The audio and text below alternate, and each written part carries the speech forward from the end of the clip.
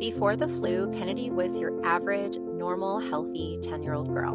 But due to some extremely rare complications from influenza B, her entire life changed. And I'm going to share her story with you today, not to scare you, but to raise awareness as to how bad the flu can be and how you need to take any new side effect seriously.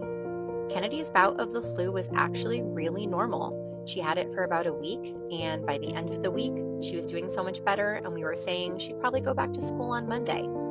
Easter Sunday came around, and she was complaining all day of having like this pain in her eye and her temple. I assumed that she was just having a migraine because I was still sick with the flu myself, and I was having a migraine. But later that night, her fever came back, which she hadn't had in a couple of days. She was vomiting and still complaining of this intense pain on the right side of her face. But there was nothing there. There wasn't a scratch or a mark. So again, we just thought she's having a really bad headache. But the next morning, she woke up and had a very small, sort of like bruise on her eye. We rushed her to the pediatrician, who then sent us to the ER.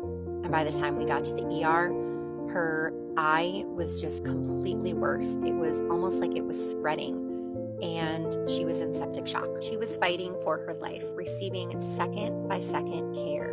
And within about 3 days, they were able to finally figure out what was causing all of this.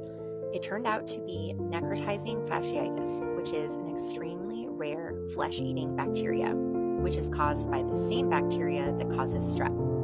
No one has been able to tell us how this happened, but at some point while she had the flu, she got strep, even though she literally never left the house.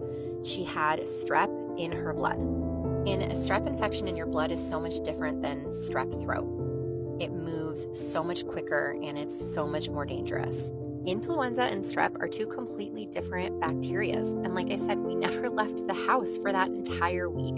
So we still don't know how this happened, but it happened. And she is doing so much better today. But Lord knows it has been a very long journey. I tell everyone that I try to spread awareness about this because if this could happen to Kennedy, this could happen to anyone.